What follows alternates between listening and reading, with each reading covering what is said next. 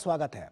16 दिसंबर 1971 ये वो तारीख थी जब बांग्लादेश का जन्म हुआ, क्योंकि जिस तरह से पाकिस्तान के दो टुकड़े भारत ने किए थे वो अपने आप में इतिहास के पन्नों में दर्ज हो गए थे। लेकिन जब आज की स्थिति और आज के परिदृश्य को हम देखते हैं तो सवाल खड़े होते हैं बांग्लादेश की उसी शासन व्यवस्था को जिसको कभी भारत ने मदद देकर उनको अपने सर पर वो ताज सजाने का मौका दिया था। क्योंकि आज विजय दिवस है, वो दिन जब भारत की जीत से बांग्लादेश दुनिया के नक्शे पर एक नए राष्ट्र के रूप में उभरा। 1971 की उस ऐतिहासिक लड़ाई ने न सिर्फ पाकिस्तान को घुटनों पर ला दिया बल्कि करोड़ों लोगों को आजादी भी दिलाई। लेकिन आज उसी बांग्लादेश में उस इतिहास को भुलाने और भारत की भूमिका को नकारने की कोशिशें तेज होती दिख रही हैं। क्या बदले हालात बांग्लादेश की दिशा और दशा को पूरी तरह से बदल रहे हैं? आइए देखते हैं। 16 दिसंबर 1971 बांग्लादेश का ऐतिहासिक दिन। इसी दिन दुनिया के नक्शे पर एक और देश का उदय हुआ जिसे 54 साल पहले भारत ने शौर्य और पराक्रम का परिचय देकर हासिल किया था। 16 दिसंबर के दिन ही पाकिस्तान ने केवल 13 दिन के युद्ध के बाद भारत के सामने घुटने टेक दिए थे और बांग्लादेश के रूप में एक नए देश का जन्म हुआ था। इस युद्ध में भारत ने पाकिस्तान के 93,000 सैनिकों को युद्धबंदी बना लिया था। इस विशाल जीत के लिए भारत में 16 दिसंबर को विजय दिवस मनाया जाता है।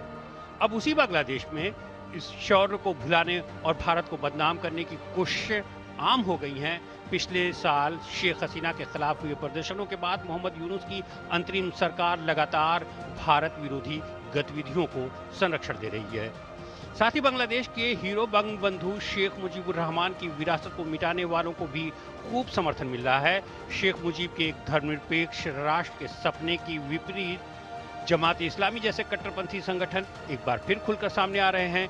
हिंदुओं समेत अन्य अल्पसंख्यकों का उत्पीड़न भी खूब देखने को मिल रहा है। गौरतलब है कि 1947 में भारत के बंटवारे के साथ पाकिस्तान ने धर्म के आधार पर नए राष्ट्र का गठन किया था। हालांकि यह आधार पाकिस्तान को ज्यादा दिन जोड़े न रख सका और बंगाली भाषी लोगों के साथ पश्चिमी पाकिस्तान का भेदभाव लगातार बढ़ता गया। फिर 1970 में तो इस अन्याय की इंतहा हो गई जब पाकिस्तान के संसदीय चुनाव में पूर्वी पाकिस्तान के शेख मुजीबुर रहमान की अवामी लीग पार्टी की बड़ी जीत हुई। लेकिन पाकिस्तान के सैन्य तानाशाह यहया खान और पाकिस्तान पीपुल्स पार्टी के जुल्फिकार अली भुट्टो ने अवामी लीग को सत्ता सौंपने से साफ इनकार कर दिया। इसके खिलाफ पूर्वी पाकिस्तान में बांग्ला मुक्ति संग्राम शुरू हो गया। इसके बाद पाकिस्तानी फौज ने 25 मार्च 1971 को ऑपरेशन सर्च लाइट चलाया, जिसमें पूर्वी पाकिस्तान के लोगों का नरसंहार करने के अलावा और भी तमाम जुल्म उठाए गए।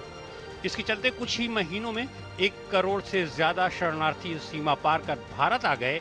बांग्ला मुक्ति संग्राम को भारत के समर्थन से चिढ़कर आखिरकार पाकिस्तान ने 3 दिसंबर 1971 को भारतीय एयरबेस पर हमला कर दिया, जिसके बाद भारत ने पाकिस्तान को मिलने वाली अमेरिकी मदद से डरे बिना उसे केवल 13 दिन में ही धूल चटा दी। दूसरी तरफ आज के बांग्लादेश में इन तमाम बहुमूल्य योगदानों को भुलाने की जी तोड़ कोशिश हो रही है। देखना होगा कि अपने इतिहास को झुठलाने और कट्टरता को बढ़ावा देने का ये कदम आने वाले दिनों में बांग्लादेश को किस राह पर लेकर जाएगा।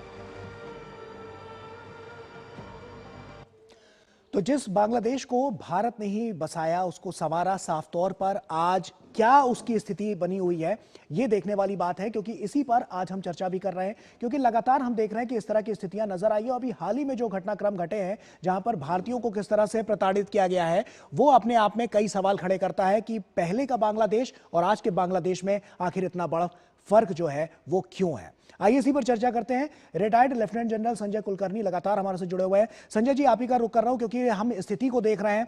पहले का परिदृश्य देखिए, आज का परिदृश्य देखिए, बहुत अंतर है साफ तौर पर। क्या रणनीति बदली, क्यों इस तरह की स्थितियां पैदा हुई कि आज ये दयनीय स्थिति देखने को मिल रही है? गौरव जी, वाकई विडंबना है। ऐसी विडंबना कि आज अगर मैं फौज में हूं तो मुझे 71 की लड़ाई की जीत को देख करके मैं फौज में भर्ती हुआ और मेरे जैसे लाखों लोग भर्ती हुए फौज के अंदर। इसको देख कर कि भारत को किस प्रकार से पाकिस्तान ने घुट्टे टेके और अपने 93,000 PW दिए। उन्होंने हमारे 54 वापस नहीं किए, हमने उनके 93,000 वापस किए। और ऐसे इसमें जिसमें हम लोग हमारे तकरीबन 3500 सैनिक भी मारे गए इस युद्ध में। मुक्ति वाहिनी के 7,000 मारे गए, पाकिस्तान ने अपने 8,000 सैनिक गंवाए।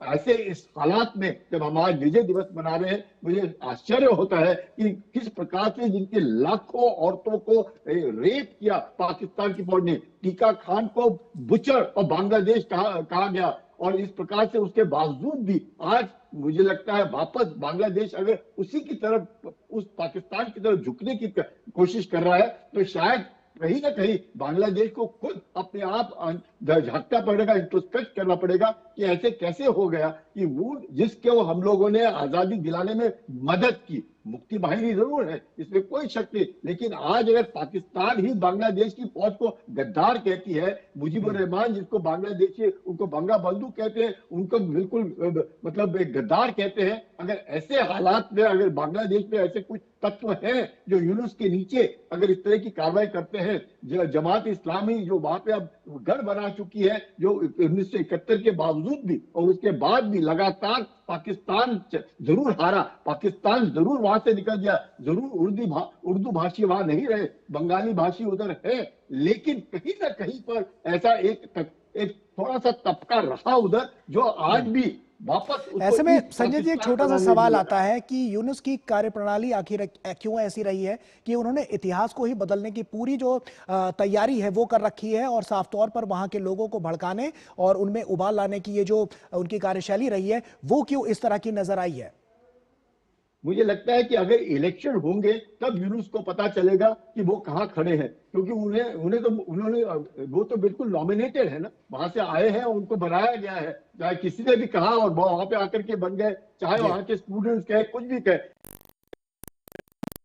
जो एक तरीके से जो सीईओ बने हुए बांग्लादेश के, मुझे नहीं लगता है वो किसी प्रकार से बांग्लादेश को ठीक रास्ते पर ले जा रहे हैं। बांग्लादेश तो मालूम है कि तकरीबन 4,000 किलोमीटर की बॉर्डर हिंदुस्तान के साथ है, हिंदुस्तान के साथ ही उसने जीना है, हिंदुस्तान के साथ ही उसकी प्रगति होगी, और शेख हसीना ने दिखाया कि किस प्रकार से भारत के साथ रह करके बांग्लादेश की प्रगति कैसे हो सकती है। तो वो प्रगति को देखते हुए मुझे लगता है बांग्लादेश निश्चित तौर पर ये तमाम जो सवाल है संजय जी, ये बहुत महत्वपूर्ण है, क्योंकि यही सवाल जो है वो इन दोनों देशों की जो अपनी प्रतिबद्धता है उसको दिखाते हैं कि किस ओर जा रही है नीतियां और किस ओर जा रही है नियत, ये साफ तौर पर उजागर करती है।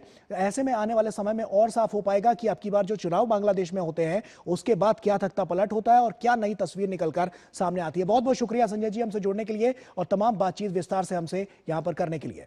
और इसी के साथ फिलहाल खबर दुनिया की में अभी के लिए इतना ही, लेकिन जाते जाते अब नजर डालते हैं कुछ और अन्य महत्वपूर्ण अंतर्राष्ट्रीय खबरों पर। तो हमें और हमारी पूरी टीम को दीजिए इजाजत।